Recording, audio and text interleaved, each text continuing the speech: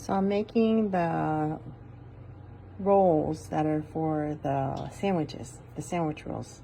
So when you have all your dry ingredients together, I always take a whisk to mix up everything that's in the dough, the mix. So then you're really incorporating that yeast and the sugar in this dough. And you can actually add your salt in this too, even though it says it in the second part with the milk, but you can add your salt in here too. So whisk it, and if you forget, you realize, oh shoot, I used flour that wasn't sifted, it's okay. So after you have your dry ingredients all whisked together, you can add your wet ingredients in there. And I actually use a whisk to mix all these things in. And make sure that you do have your milk warm up to the 41 degrees. Around there, it doesn't, 41, 40, somewhere in that. And you can heat your milk up in on the stove top. Your eggs should be at room temperature as well. So using your whisk, you want to get your dough to what we call a shaggy dough before you put this into the mixing bowl to finish the kneading process.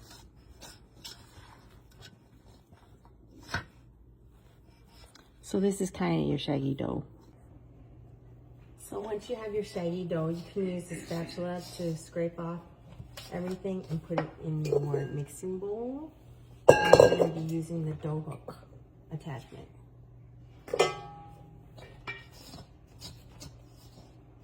And I think like one of the recipes says that you're supposed to use a wooden spoon, but you can use one of the other spatulas too. It doesn't really, it's not a big deal if you don't use a wooden spatula, the wooden spoon. So put it all on your mixer, in your mixing bowl. Make sure you grab everything from the sides.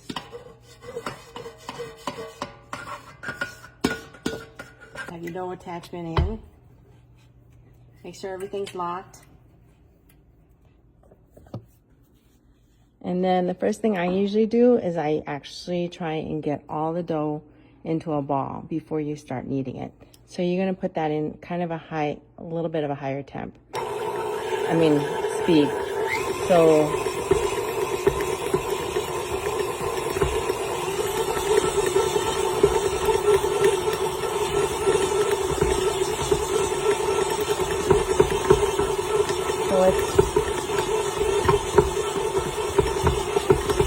mine takes a little bit more time to get into a ball, but with the bigger mixer, it doesn't take that long.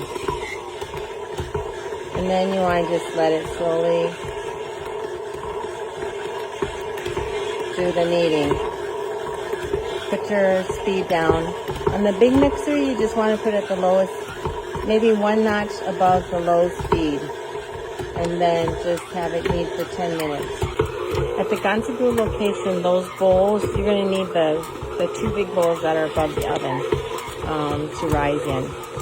And then also, if it's not warm out and you're not using the ovens, turn the ovens to 165. Once it gets to that setting, and you'll need both ovens if you're going to use both bowls,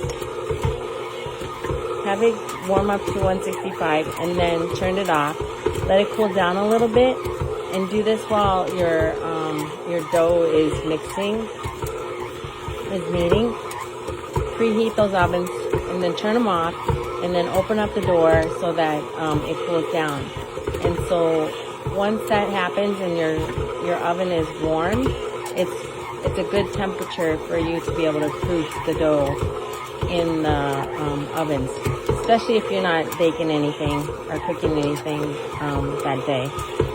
So, or the other solution is you can go and put the heating pad on in the seating area and have that not too high. I would put it to like 3 on the setting, and then you can have them sitting on there to have the rise the dough.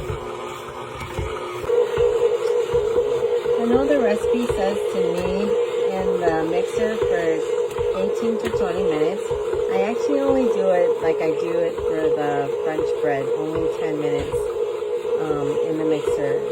And I've done it for the last 2 batches, so I don't believe that you need to go 18 to 20 minutes at all kneading with the bread.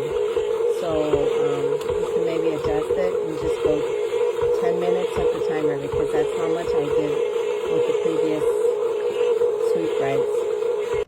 Split the dough in half and put it in 2 separate bowls. So once the dough is all done, you're gonna put it in your bowl, and it's gonna be, just roll your dough around in the bowl and get it all covered up with olive oil. Make sure you use olive oil and not the canola oil. And then cover it up with saran wrap. And to roll these out, you really don't need that much flour at all. And the flour that you have is really just to put it on the counter so that your dough doesn't stick. And make sure when you're actually weighing your dough to not get your scale all crummy, put some saran wrap on it, and then put your dough on top of it. It's 132.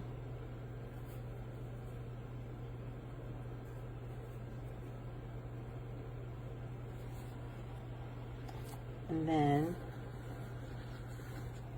what I do is, since it's so soft, you can pull it and you turn it, and as I'm doing that, I'm squishing the bottom.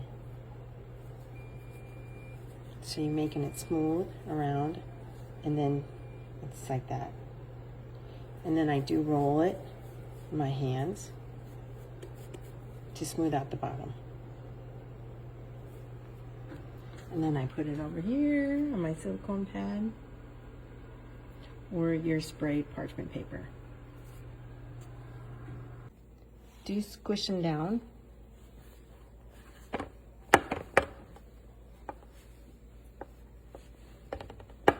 And then cover them up with saran wrap, and then go back and let it proof some more. Before you cover up with the saran wrap though, spray the rolls with the pan. So these have risen at least 30 minutes. And do it in the same oven as warming them. Like turn the oven off after 165 and then proof it for another 30 more minutes in the oven. And if the oven's busy again, proof it on top of the warming mat that's in the seating area. And then take egg wash. It's going to be 1 egg with 4 tablespoons of water. Mix it really well. And with a basting brush, brush all over and on the bottom, round. Coat all the bun. Now, the egg wash on the French bread is done during the first proofing cycle, not after it. So you can do it either way. With the French bread too, with any of the bread. You can egg wash it anytime, before they proof up or after they get done proofing. Do it gently so you're not pushing down the buns. And if you don't have your egg your egg wash, your egg yolk, or the egg completely like stirred up so that you have, oops, so you have these strands of the egg. It's going to kind of show on the on your bun when it's cooked, and so try and avoid that, not having that. Just kind of get those strands off and then brush the egg mixture, or you can try and really mix it up with your fork, the egg, so that you don't have that.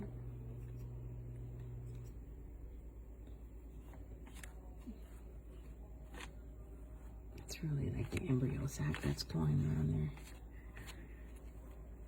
So you don't really want that on your buns. So kind of pull it so that you don't have that.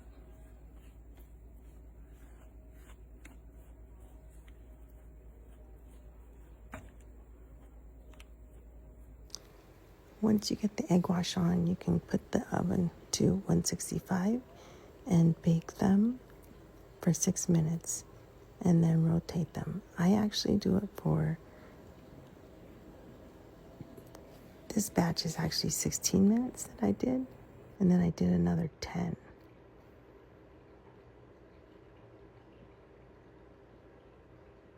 And then I rotate them. So the recipe says do 6 minutes, rotate, and then cook for another 7 minutes. Actually, it does take longer than that to get this nice color.